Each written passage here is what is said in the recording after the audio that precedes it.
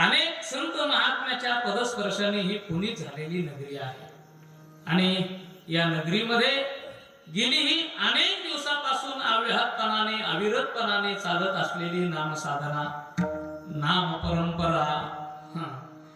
कारण संत महात्म्याने घालून दिलेला जो पायंडा आहे, घालून दिलेला जो नियम आहे, त्या नियमानं आतापर्यंत आपण त्या ठिकाणी चालत आलो आणि किम निमित्तानं आपला सप्ताह आहे, कारण आपण भाग्यवान आहे।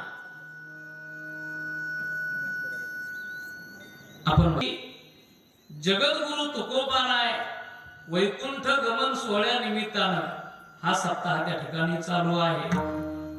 कारण त्याच्यामुळेच या अनुषंगानं मी हा अभंग निवडला, भाग्याचा उदय। कारण आपण पुण्यस्मरण अनेकांचे साजरे करतो। पुण्यस्मरण का साजरे करतो? कारण आपण केलेलं पुण्य त्यांना प्राप्त व्हावं म्हणून पुण्यस्मरण। पण समाधी सोहळे का साजरे करायचे?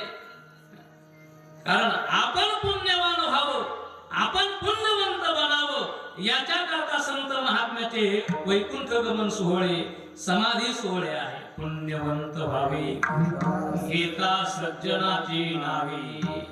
आपण केलेलं पुण्य त्यांना प्राप्त करणं हे पुण्यस्मरण, पण त्यांनी केलेलं पुण्य आपल्याला प्राप्त व्हावं हा वैकुंठ सोहळा।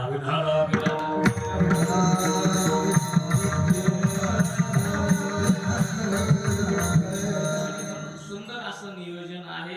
सप्ताह कमिटीच्या वतीनं माझ्याकडे ही आलेली दुसऱ्या दिवसाची सेवा, जशी भगवान परमात्मा बुद्धी देईल तशा पद्धतीनं मी ही सेवा करण्याचा प्रयत्न करतो। कारण तुकोबारायचा सोहळा आपल्याच गावामध्ये होतो असं नाही, आणि बहुधा मृत्यू लोकातच होतो असंही नाही। का आपल्या गावामध्ये होतो असंही नाही आणि मृत्यू लोकातच होतो असंही नाही।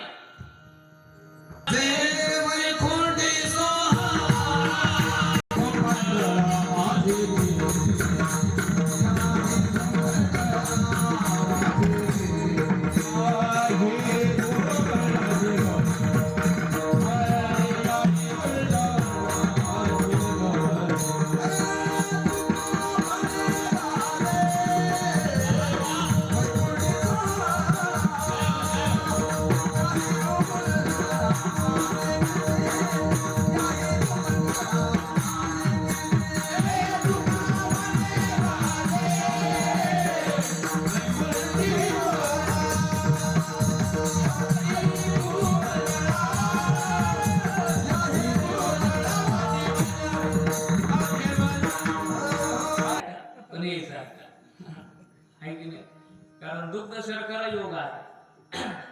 सुंदर त्या ठिकाणी गाणारी मंडळी आहे, महाराज मंडळी, गुरुबंधू मंडळी, सगळ्यांच्या चरणावर नतमस्तक होतो। जर विचार केला तर मला बरंच अर्धा एक तास लागणार आहे नाही सगळ्याच नाव घ्यायला, म्हणून मस्तक हे या वारकरी संतांच्या सगळ्यांच्या चरणावर नतमस्तक होतो।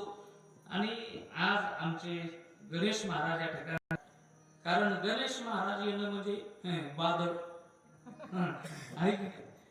गणेश महाराज जिथं कीर्तनाला असले तिथं कीर्तनकार मरेल मुर्दा असू द्या, त्याचं कीर्तन रंगल्याशिवाय राहत नाही। कारण मनापासून सेवा आहे, अंतःकरणापासून सेवा आहे। कारण मी म्हणजे तुम्ही म्हणसाल तू तुझा कीर्तन आहे कुठंतरी असतात, मग ते तांड्यावर असो वाडीवर असो, पण कीर्तन नाही असा दिवस नाही। रोज वाजवणार पाहतो आम्ही, रोज वाजवणारे आहे, गाणारे आहे, पण लोक महाराज पोहून वाजवते। काय मृदंगाचार्य महाराज पोहून वाजवते। जर एखाद्या महाराजांना मृदंगाचं नाव घेतलं नाही तर ती एखादा गट्टा बी काढा घेत नाही, आहे की नाही? पण आमचं त्या ठिकाणी तसं नाही, एकदा त्यांच्याकरता टाळी वाजव। कारण म्हणजे ते माझं कीर्तनी म्हणून नाही आले बरं असं काही। कारण तुमच्या गाव म्हणजे हे मेन पॉइंट आहे, तुमच्या गावचं त्यांच्यावर प्रेम आहे। बरीचशी मंडळी त्यांच्या दिंडीमध्ये तुम्ही जाता आणि म्हणून तुमचं त्यांच्यावर प्रेम आहे, त्यांचं तुमच्यावर आहे, याला व्यवहार म्हणतात आणि हे सांभाळावं लागतो, आहे की नाही? म्हणून त्या ठिकाणी हे दोन्ही गणेश महाराज उपस्थित आहेत। त्यांच्या चरणावर नतमस्तक होतो. आमची सर्वच पैठणकर गुरुबंधू मंडळी, महाराज मंडळी, मृदंगाचार्य, गायनाचार्य, ही बालगोपाल वारकरी शिक्षण संस्थेतील ही मंडळी आहे. कारण वाटत तुम्ही बसलेले सगळ्यांना हे पाहुणे खेळताना पोरं दिसल्यावर सगळ्याला वाटत असं आपला पण मुलगा असाच निघा, पण त्याला रस्ता पुरणार नाही हे तेवढंच ध्यानात. कारण लक्षात घ्या, हे असे आपले मुलं जर उभा राहा वाटत असेल तर याला एका जन्माचं पुण्य नाही, अनंत जन्माचं पुण्य.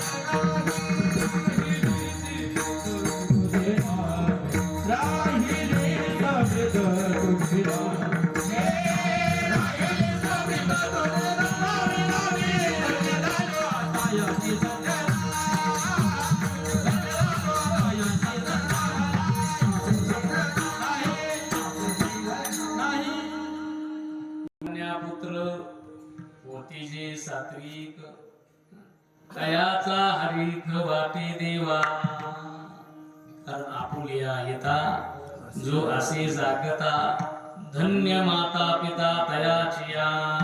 आणि म्हणून या सगळ्यांच्या चरणावर नतमस्तक होतो. तुकोबाला या अभंगातून आपल्या जीवनामधलं जे भाग्य आहे त्या भाग्याची प्रशंसा करतात. कारण ते भाग्य सरासरी कोणालाही प्राप्त होत नाही. आणि ज्या भाग्यानं संतांची भेट तुकोबाराच्या जीवनामध्ये प्राप्त झाली त्या भाग्याचं वर्णन करणारा हा अभंग आहे.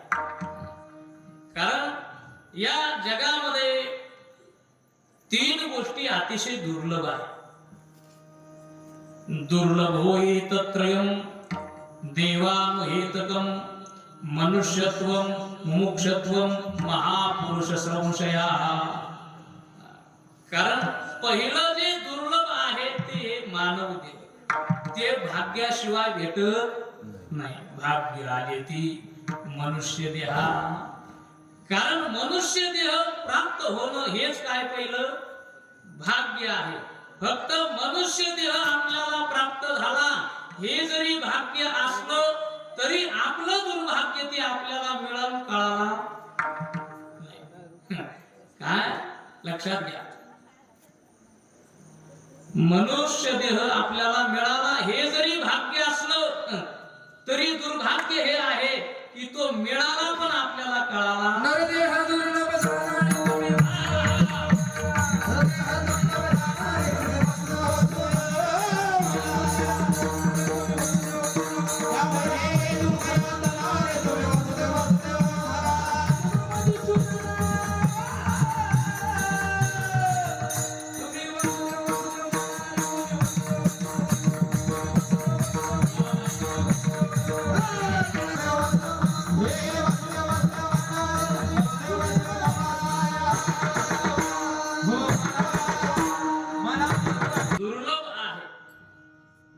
कारण हे मनुष्यत्व सरासरी कोणालाही प्राप्त होत नाही, पण ते आपल्याला सहज प्राप्त झालं.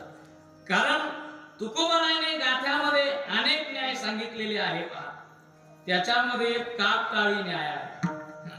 तो जो कागटाळी न्याय आहे ना, त्या कागटाळी न्यायामध्ये तुकोबारायाने हे वर्णन केलेलं आहे. पावला हा देह कागटाळी न्याय न घडो उपाय घडो आले. कारण हा मानव देह आपल्याला मिळाला आणि तो का काळे नायाप्रमाणे मिळाला. जे घडू नये ते घडून आलं, पण आपलं दुर्भाग्य ते आपल्याला कळत नाही.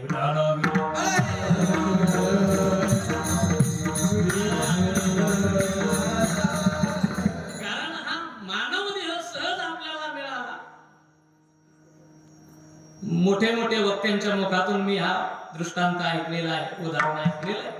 इंद्रायणीच्या घाटासारख्या घाटावर एक आंधळा गृहस्थ भजन करत बसला आणि भजन करत असताना तेवढ्याच कालावधीमध्ये गोष्टीवर नाही ध्यान, कमी कष्टामध्ये जास्त नफा कसा होईल. ती म्हणली जाऊ द्या ना, 10-20 हजार आणायला का जात नाही, पण आपल्याला 60-70 हजार राहिले तर लई झालं. कारण लोकांना माहित होतं याला काही ही बातमी वाचलेली नाही, कारण त्याला दिसतच नाही वर्तमानपत्र वाचायला. पळतच त्या ठिकाणी 4-2 आपल्यासारखे गेले.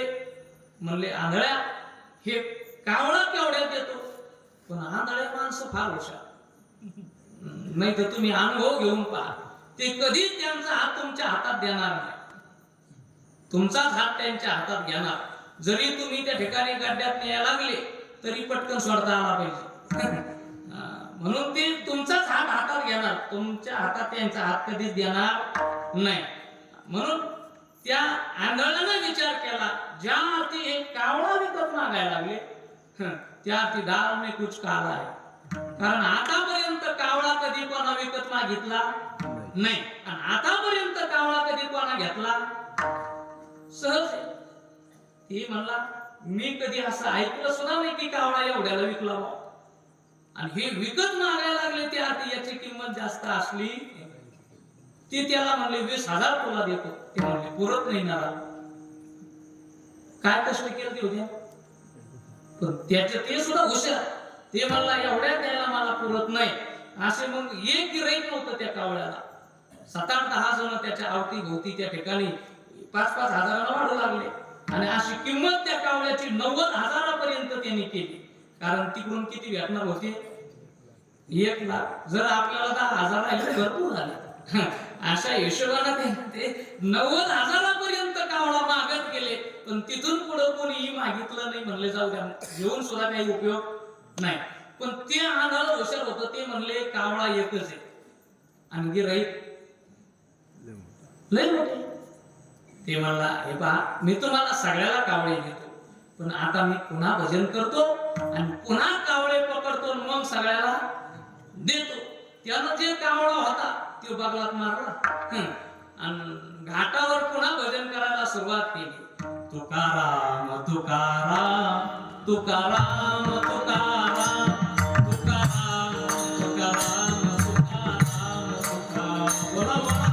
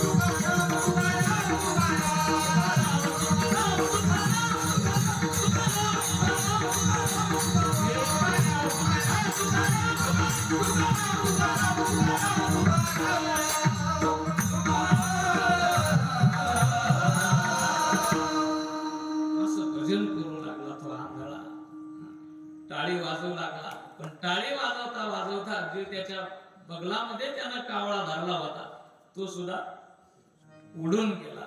मला सांगा, तो आता किती भजन केल्यानंतर त्याच्या टाळीत कावळा सापडत?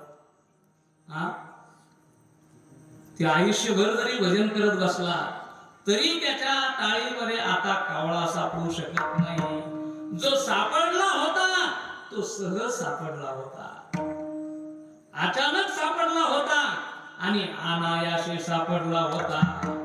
तसं तुम्हा मला मानव देह अनायासे प्राप्त झाला, सहज प्राप्त झाला, काही सायास न करताना प्राप्त झाला, पण प्राप्त होऊन आपल्याला कळाला नाही.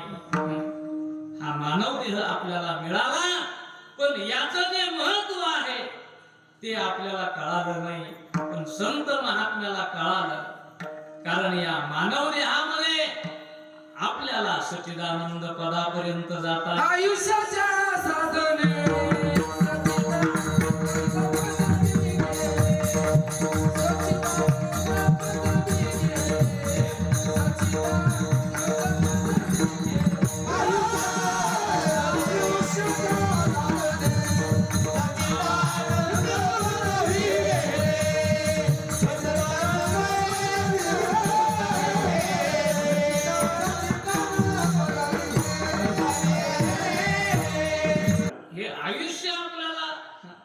त्याच्याकरता मिळालेला आहे. हा देह आपल्याला त्याच्याकरता देवे दिला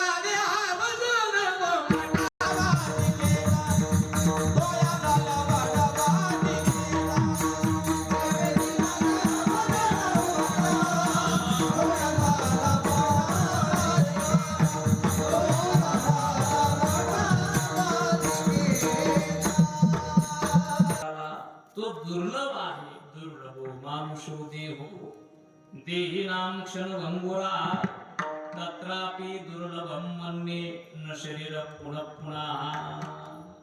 हे जे शरीर आहे हे आपल्याला पुन्हा प्राप्त होणार नाही, कारण जे आता आपल्याला मिळालेलं आहे ही आपल्याला सुवर्ण संधी आहे. बरविही वेळा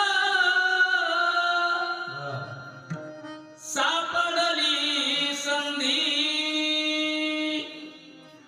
साह्य झाली बुद्धी संचिताची संचिताची संचिताची. कारण ही सुवर्ण संधी आपल्याला मिळाली आणि आपल्या संचितानं आपल्याला साथ दिली. तुमच्या संचिताशिवाय तुम्ही या मंडपाच्या खाली आले नाही, कारण आपल्या गावात एवढेच लोक नाही ना. आपलं गाव मोठं आहे, मला माहित आहे. एवढेच माणसं इथं नाही, एवढ्याच महिला मंडळ गावात नाही, पण आपलं भाग्य नाही की आपण या धर्म मंडपाच्या आत येऊ. कारण संत महात्म्यानं सांगितलेलं आहे, या मंडपामध्ये जर यायचं असेल तर अगोदर पुण्य असावं लागतं. पुण्याशिवाय मनुष्य इथं येत नाही. म्हणून आपलं संचित आपल्याला त्या ठिकाणी त्या संचितानं साथ दिली, म्हणून आपण या मंडपाच्या खाली आलो. म्हणून साह्य झाली बुद्धी संचिताची. ही सुवर्ण संधी आपल्याला मिळाली, आपण या धर्म मंडपामध्ये आलो. आणि म्हणून दुसरी गोष्ट जे दुर्लभत्व आहे ते म्हणजे मुमुक्षत्व. कारण इथं आलेल्या सगळ्याच माणसाच्या अंतःकरणामध्ये मुमुक्षत्व आहे असं नाही. कारण मुमुक्षत्व मध्ये ब्रह्म सत्यम जगन मिथ्या जीव ब्रह्मैव नापरा. ब्रह्म सत्य आहे, हे जगत मिथ्या आहे, हे कळण्याकरता रात्रंदिवस जो त्या ठिकाणी प्रयत्नरत आहे त्याला म्हणतात मुमुक्षु.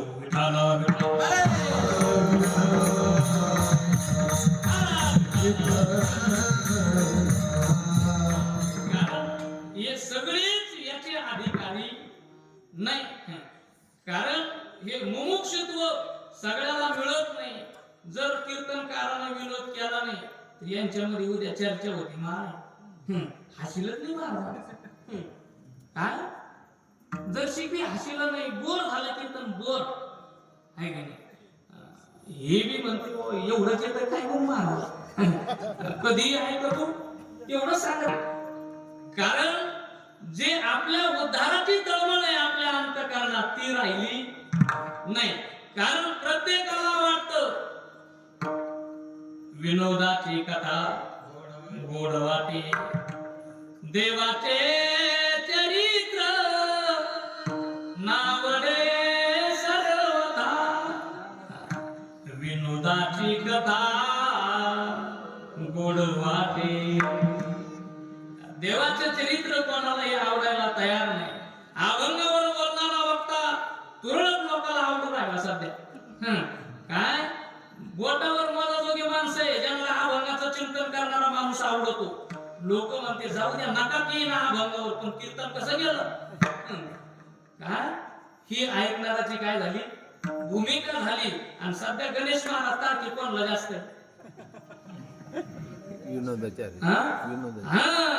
जे ज्यांचा अभंगाचा संबंधच नाही त्यांची डायरी कमी नाही.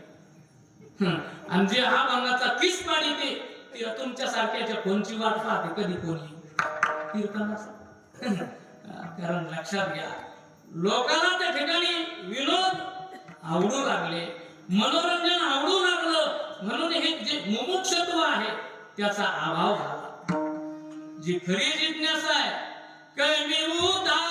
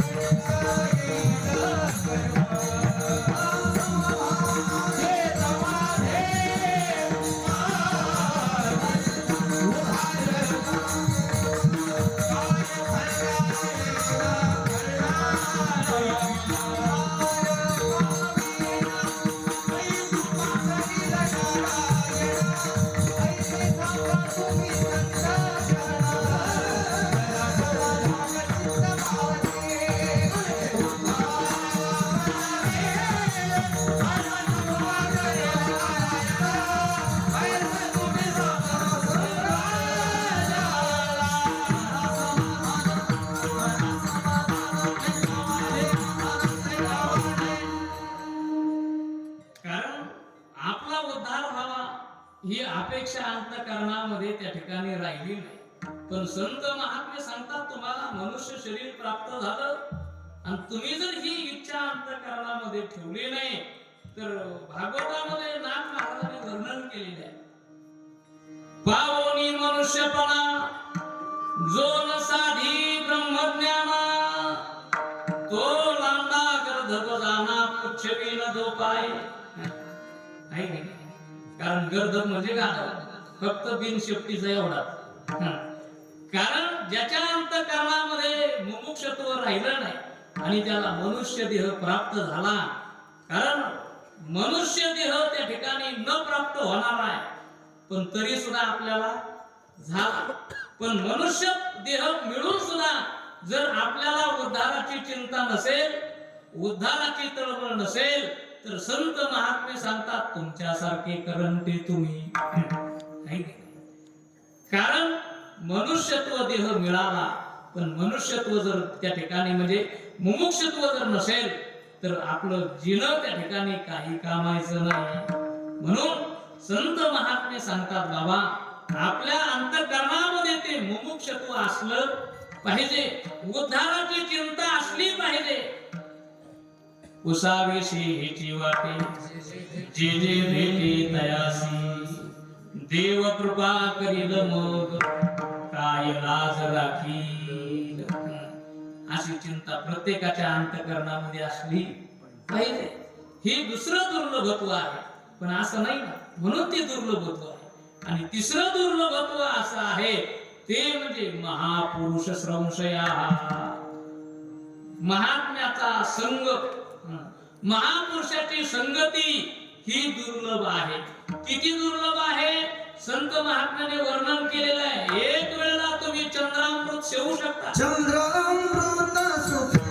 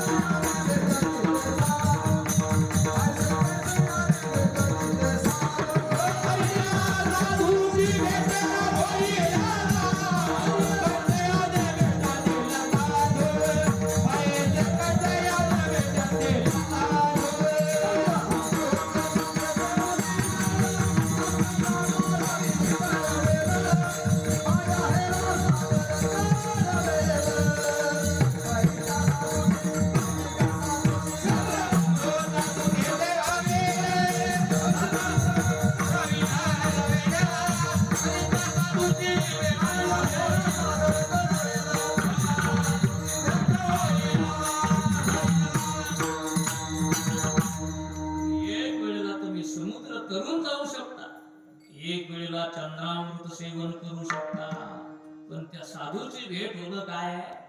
कठीण आहे. मग लोकांनी सहज प्रश्न विचारला, म्हणले महाराज, जर एवढी त्या ठिकाणी साधूची भेट कठीण आहे आणि तुम्ही तर सांगू लागले की तुम्हाला संताची भेट झाली, पण ती कशी झाली आम्हाला थोडीशी माहिती द्या ना. महाराज म्हणले ती सहजासहजी होत नाही, कारण तिळे तिळे पुण्य साचा पडे, तरी बहुत जन्मी जोडे, नाम तुझे वाचेसी आतुडे, समागम घडे संताचा.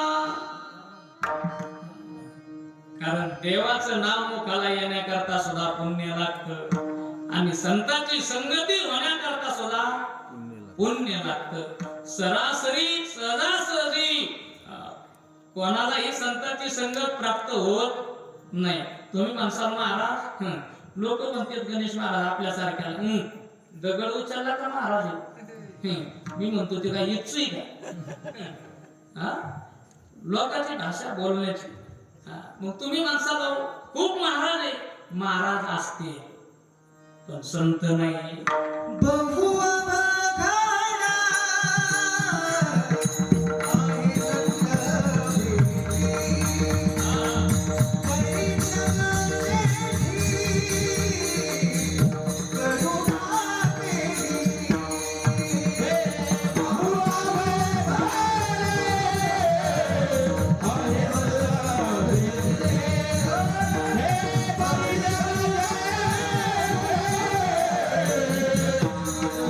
अवघडा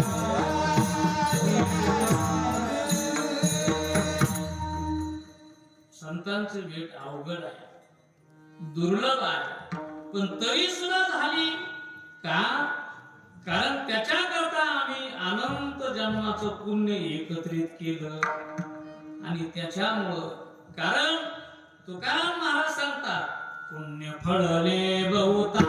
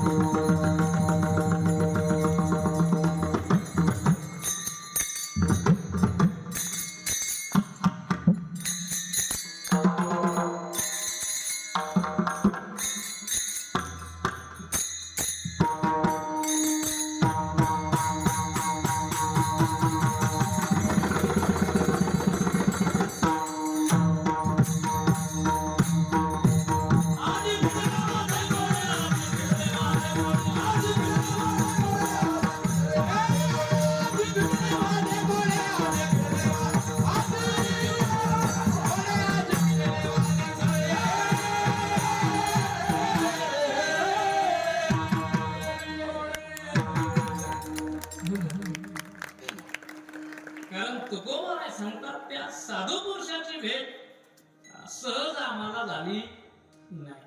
पुण्य फळले बहुता कसा, भाग्य उदयाचा कसा, झालो सन्मुख तो कैसा, संत चरण पावलो. कारण अनेक जन्म आम्ही ते साधू पुरुषाची भेट होण्याकरता पुण्य संपादन केलं. थोडं थोडं थेंबे थेंबे तळे साचे, थोडं थोडं त्या पुण्याचा संचय करत गेलो. ते पुण्य आम्ही संपादन केलं आणि त्याच्यामुळं आज आमच्या जीवनामध्ये त्या भाग्याचा उदय झाला. भाग्याचा उदय, भाग्याचा उदय, भाग्याचा उदय,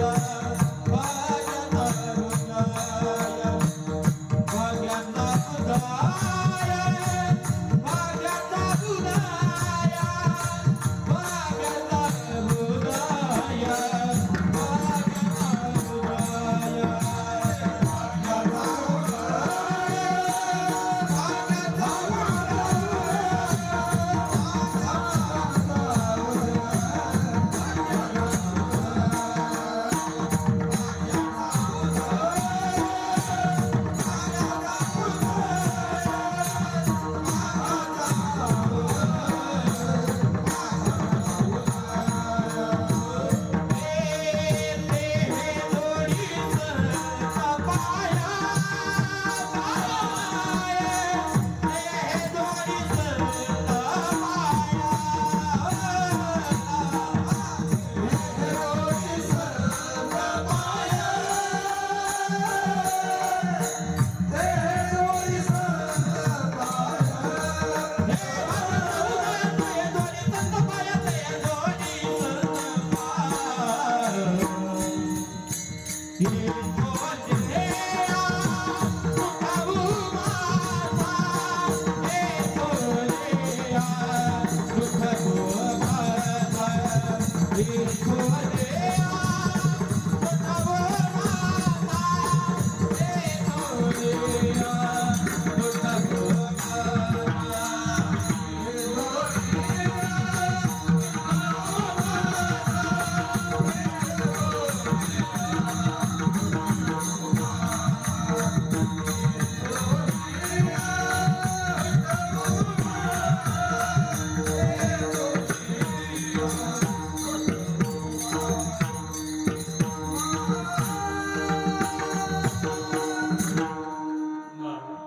तुकोबा काय सांगतात, आमचं पुण्य उदयाला आलं, आमचं भाग्य उदयाला आलं. कारण भाग्य उदयाला आल्यामुळं काय झालं, ते जोडी संत पाय, संतांचे चरण आम्हाला त्या ठिकाणी प्राप्त झाले. म्हणजे संतांची संगत आम्हाला मिळाली, संतांचं सानिध्य आम्हाला मिळालं. लोकांनी विचारलं, महाराज कोणत्या पुण्यामुळे मिळालं? महाराज म्हणजे सांगता येत नाही. कोण पुण्य कोणा गाठी, जासी ऐसी याची भेटी, जी हरी धरिला मनी, दिले संसारासी पाणी. ज्याने संसारावर तुळशीपत्र ठेवलं, संसारावर त्या ठिकाणी पूज्य ठेवून भगवान परमात्म्यापर्यंत गेले, असे साधू भेटणं ते कोण्या पुण्यानं भेटले सांगता येणार नाही. आणि ते पुण्य आज आमचं फलद्रूप झालं, ते पुण्य आमचं उदयाला आलं, ते भाग्य आमचं उदयाला आलं. त्याच्यामुळं आज त्या साधू पुरुषाची, संत महात्म्याची भेट आम्हाला झाली. लोकांनी सांगितलं, महाराज आमच्या दृष्टीनं भाग्य वेगळं आहे. कारण भाग्यामध्ये दोन प्रकार, एक संत महात्म्याच्या दृष्टीनं जे भाग्य आहे ते नंबर 1, आणि तुमच्या आमच्या दृष्टीनं जे भाग्य आहे ते संसारिकाच्या दृष्टीनं 2 नंबर. कारण तुमचं आमचं भाग्य काय आहे, एखाद्याच्या विहिरीला पाणी लागलं, आपण म्हणतो त्याचं भाग्य उदयाला आलं. एखाद्याला त्या ठिकाणी मुलगाच होत नव्हता, मुलगा झाला, ते म्हणतो घ्या पेढे. मी म्हणत असतो थांब थोडं, टाकीन तुला ठोकी, मग तुझ्या लक्षात येईल. हा, कारण लक्षात घ्या, ज्याला मुलगा नाही त्याला वाटतं मुलगा झाला म्हणजे आपलं भाग्य उदयाला आलं, आपलं पुण्य उदयाला आलं. ज्याच्याकडे धन नाही त्याला धन प्राप्त होणं, त्याला वाटतं आपलं भाग्य उदयाला आलं. पण संत महात्मे सांगतात भाग्य तरी नाही धनपुत्र, भाग्य तरी नाही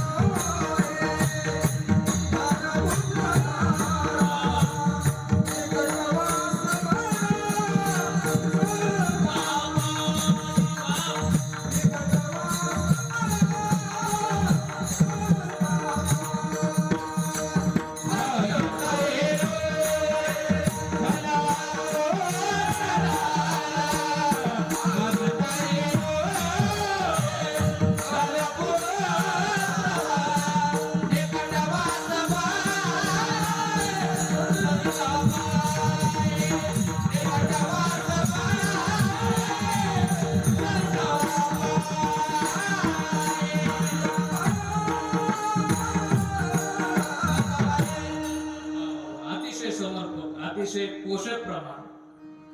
कारण याला म्हणते सर्व काही प्रमाणात असावे. आहे की नाही? कारण प्रमाण सुद्धा महाराजाला त्यांच्याकडे जावं लागलं नाही पाहिजे. महाराज जे बोलतो त्या बोलण्यावर प्रमाण असलं पाहिजे. याला म्हणतात प्रमाण देणं. नाही तर मग आम्हाला त्यांच्याकडे जावं लागत बळच. बरं नाही जा तर लोक म्हणते येत नव्हतं काय करता. म्हणून अतिशय समर्पक. कारण भाग्य तरी नव्हे धन पुत्र दारा. धन मिळणं हे भाग्य नाही, चांगली पत्नी भेटणं हे भाग्य नाही, किंवा त्या ठिकाणी आपल्या विहिरीला बोरला पाणी लागणं हे भाग्य नाही. हे जरी भाग्य तुम्ही म्हणत असला तर हे व्यवहारिक भाग्य आहे, याला पारमार्थिक भाग्य म्हणत नाही. कारण या भाग्याचं ज्ञानोबाने वर्णन केलेलं आहे ज्ञानेश्वरीमध्ये. जर आपलं भाग्य उदा झालं तर श्रीमंत माणूस कवा गरीब होईल सांगता येणार नाही. आणि भाग्य फळाला आलं तर गरीबाचा कवा श्रीमंत होईल सांगता येत नाही. कारण हे व्यवहारिक भाग्य याला म्हणतात. त्याचं वर्णन ज्ञानोबाने ज्ञानेश्वरीमध्ये केलेलं आहे.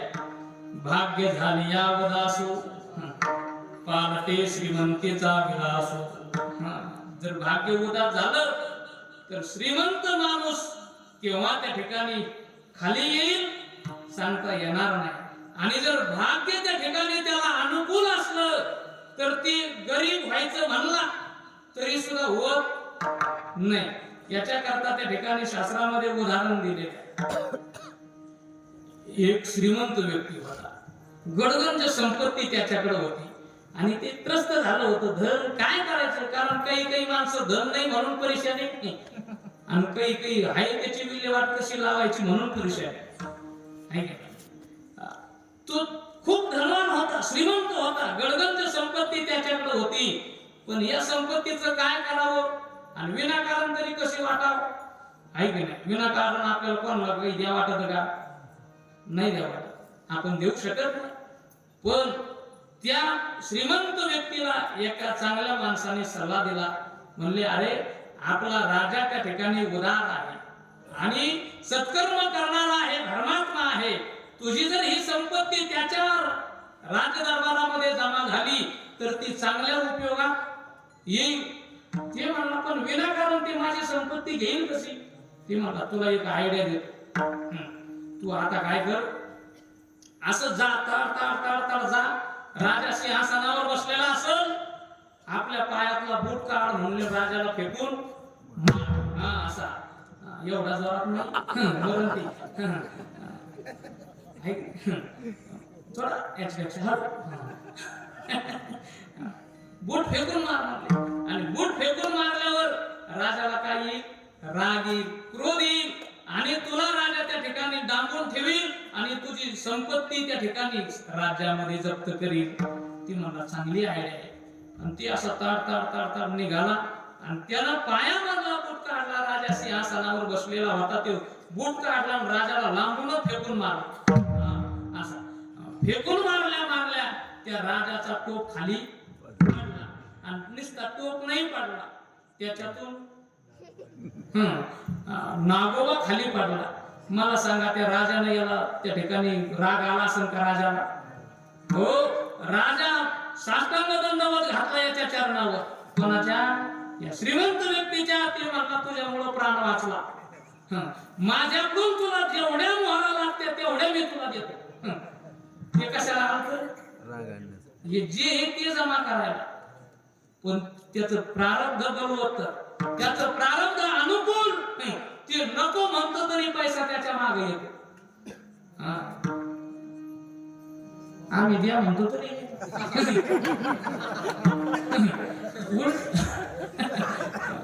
उलट आहे. ते याच सांगतो मी. श्रीमंत माणसाचा प्रसंग असा झाला, कारण तो जो सल्ला देणारा होता ते म्हणला इथे आता तू नापास झाला. पण दुसरा सल्ला एक देतो. आता राजाची राणी स्नानगृहामध्ये बाथरूम मध्ये स्नान करत आहे आणि तू तिथं जाऊन तिला त्या ठिकाणी तिचा हात धर, म्हणजे त्याला राग येईल आणि तो तुला त्या ठिकाणी त्याच्या कारागृहात बंद करील, तुझी संपत्ती जमा करील. ती निघाला तिकडे आणि गेल्यानंतर ती राजाची राणी बाथरूम मध्ये स्नान करत होती. यानं मागचा पुढचा विचारच केला नाही. तिचा हात धरला आणि त्याला बाहेर ओढलं. ती बाहेर ओढ असेल, बाथरूमचं भीतर पडाशी का राणीला बाहेर येणं म्हणलं आणि बाथरूमचं भीतर पडलं. आता मला सांगा, राजा याला जप्त करील का? जप्त करणार नाही, कारण तुझ्यामुळं माझी राणी वाचली. जे तुला बक्षीस लागतं ते माझ्याकडून घे. याला म्हणतात त्या ठिकाणी प्रारब्ध अनुकूल. विठ्ठला विठ्ठला.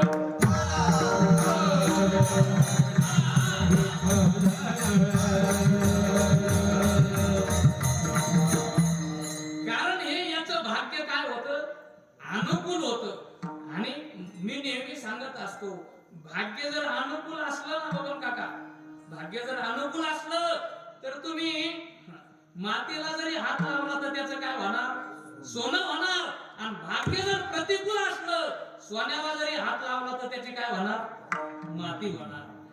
कारण तुमचं भाग्य जर हिवराच्या झाडाखाली झोपलं असेल तर तुम्ही त्याला काही करू शकत नाही. कारण भोगतो न घडे संचिता वासुनी. म्हणून आपलं भाग्य त्या ठिकाणी चांगलं असलं पाहिजे. दुसरं आहे, आपल्याला जे धन मिळतं म्हणले ते भाग्याला मिळतं. काही माणसं पहा, धनाकरता, मी नेहमी एक उदाहरण सांगत असतो, सध्याच्या काळामध्ये माणसं धनाकरता प्राण द्यायला तयार आहे ना. तुका म्हणे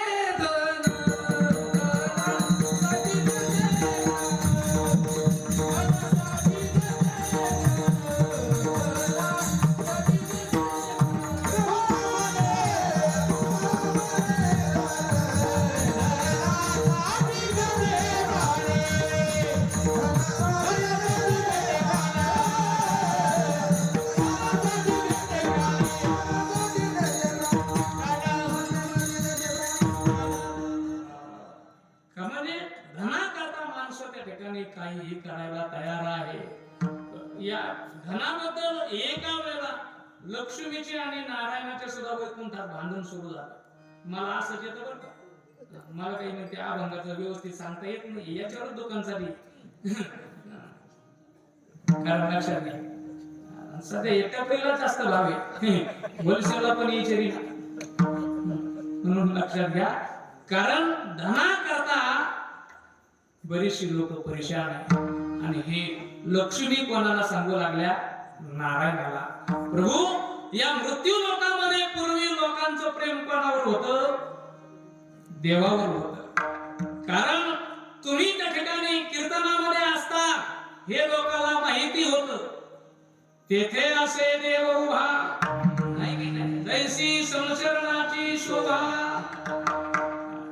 कारण भगवान परमात्म्याने नारदाला सांगितलं, नारदा, कीर्तनाची मर्यादा सांभाळून. कारण या गादीचे प्रवर्तक कोण आहे? नारद आहे म्हणून या गादीला कोणाची गादी म्हणते हा नारदाची गादी. कारण नारदाला देवाने सांगितलं होतं नारदा नीट अभंगावर बोल.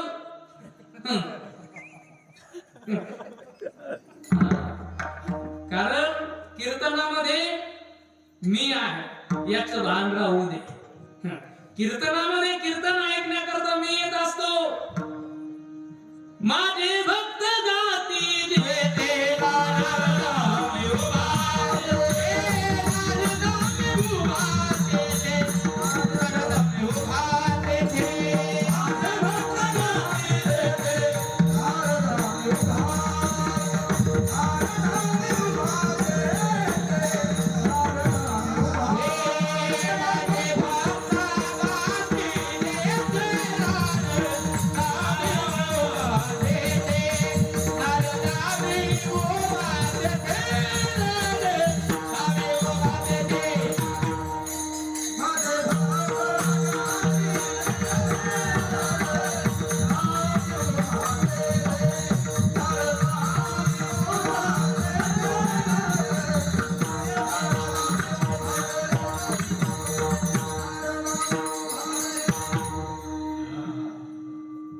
देवाने नारदाला सांगितलं होतं नारदा जिथं जिथं माझे भक्त कीर्तन करतात जिथं जिथं माझं भजन करतात तिथं तिथं मी काय आहे तत्र तिष्ठामि नारद. आणि म्हणून लक्ष्मी माता भगवान परमात्म्याला बोलू लागल्या देवा आता मृत्यू लोकांमध्ये कोणालाही तुमची किंमत राहिली नाही. आता किंमत कोणाला आहे धनवंताला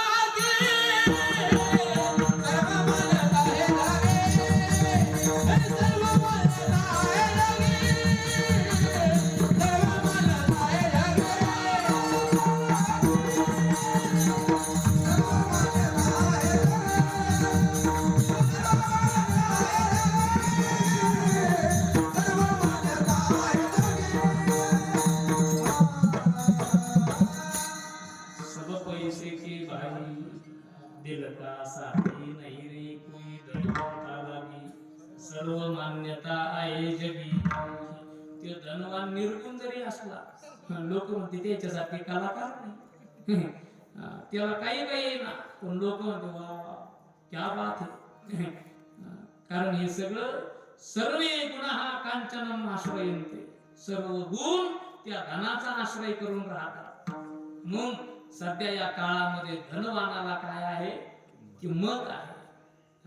गुण त्याच्या पाठीमागे गुणवानाला पण नंबर 1 धनवानाला. आणि म्हणून धनवानाला किंमत आहे म्हणले. मृत्यू लोकांमध्ये कोण तुमचं आता पूजा करीत नाही काही नाही ते म्हणले नाही ना लक्ष्मी अजून सुद्धा घारेगाव मध्ये जाऊन पाहिना केवढा मोठा सोहळा चालू आहे. केवढे मोठे कीर्तनामध्ये लोक तल्लीन होतात. किती लोक कीर्तनाला आहे जवळजवळ मंडप भरत आलेला आहे. ती म्हणते सगळे ते कीर्तनाला आले असं तुम्ही माणसाला म्हणता फराळ करायला आले पण कोणी हौशी नवशी गौशी सगळे राहते त्याच्यात. कारण ती लक्ष्मी माता बोलू लागली असं. एका गावामध्ये म्हणजे अंत्ययात्रा होती आणि त्या अंत्ययात्रेमध्ये लक्ष्मी म्हणली परीक्षाच घ्या आता इथं तुम्हाला देव लोकाला प्रिय आहे का धन प्रिय आहे. अंत्ययात्रा निघाली आणि अंत्ययात्रेमध्ये लक्ष्मीने ठरवलं पाऊस पडला पण कशाचा गणेश महाराज पैशाचा. माहिती तुम्हाला सांगतो ना सांगा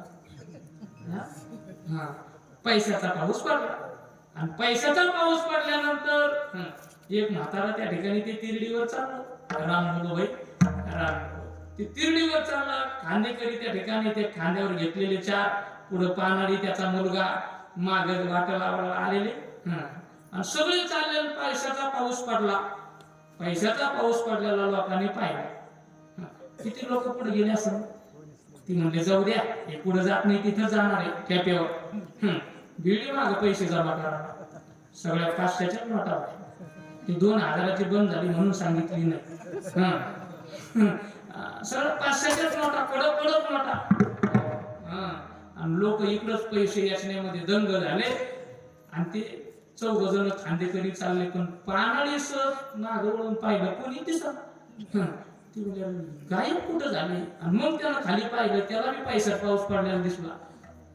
आता जी खांदेकरी होते ना, त्या खांदेकऱ्यांना बी नीट स्मशानभूमीमध्ये जावं. ते म्हणले टियाकर हे कुठं नाही जात. जाम कांदेली म्हणलं पळत नाही, कारण मला अजून कळत नाही एवढं खाऊनच आवडीत असते त्याला. लई जाम बांधते ते काय उठत का, किती जाम बांधतात, किती जाम असं कचून वडीते. एवढं जाम बांधते. ते म्हणले कुठे जात नाही, द्या टेकून. टेकलं आणि ते चौघ सुद्धा पैसे वेचण्याकरता त्याने सुरुवात केली. आणि ते आता जो पानडी होता त्याचा बाप गेलेला होता, त्याला तर नीट राहणार नाही मनाची तरी पण ते म्हणला जाऊ दे आता सगळे भिडी मी तरी कशात थांबू. ते बी पैसे याचाला सुरू झालं. आणि लक्ष्मीची खसखस पिती. लक्ष्मी हसू लागली कोणाला, देवाला. ती म्हणली पहा तुम्ही म्हणत होते हे लोक माझ्यावर प्रेम करते, पहा कोणावर प्रेम आहे लोकांचं. हे आले कशा करता, त्या व्यक्तीला वाटा लावण्याकरता. पण पैशाचा पाऊस पडला, सगळे पैसे याचा सुरू झाले. ते म्हणले नाही नाही, त्याच्यात सुद्धा आपला एक सदस्य आहे ना, म्हणजे ते अजून मी रेटाना देऊ. ती म्हणलं त्याच्यामध्ये आपला लक्ष्मी एक सदस्य आहे. ती म्हणली कोणता आहे सांगा. एक पण पानडी नाही सोडला तर आता कोणता सदस्य आहे. ती म्हणते तिरडीवर आवळलेला. तिरडीवर आवळलेला, तिरडीवर बांधलेला आपल्याकडून आपला मेंबर आहे. पण ती लक्ष्मी म्हणली देवा त्याच्यामध्ये रामच राहिला नाही. देव म्हणले तोच सिद्धांत आहे, कारण जोपर्यंत या देहात राम आहे तोपर्यंतच धनाचं काम आहे. एकदा देहातला राम संपला की तिथं या जगातलं धन काहीच काम येत नाही, काही काम येत नाही. कारण हे अंतिम सत्य आहे जगातलं. म्हणून या धनाला ही व्यावहारिक त्या ठिकाणी भाग्य आहे. किती जरी धन मिळालं तरी हे खरं भाग्य नाही, शाश्वत भाग्य नाही. आणि म्हणून संत महात्मे सांगतात धन दारा पुत्रजन बंधू स्वयरे पिशून सर्व मिथ्या हे जाणून शरण निघा देवासी. हे सगळं खोटं आहे, हे सगळं खोटं आहे, हे सगळं लटकं आहे. आणि म्हणून जे भाग्य आपण ज्याला समजतो संत महात्मे त्याला भाग्य म्हणत नाही. मग संत महात्मे भाग्य कशाला म्हणतात. उजाड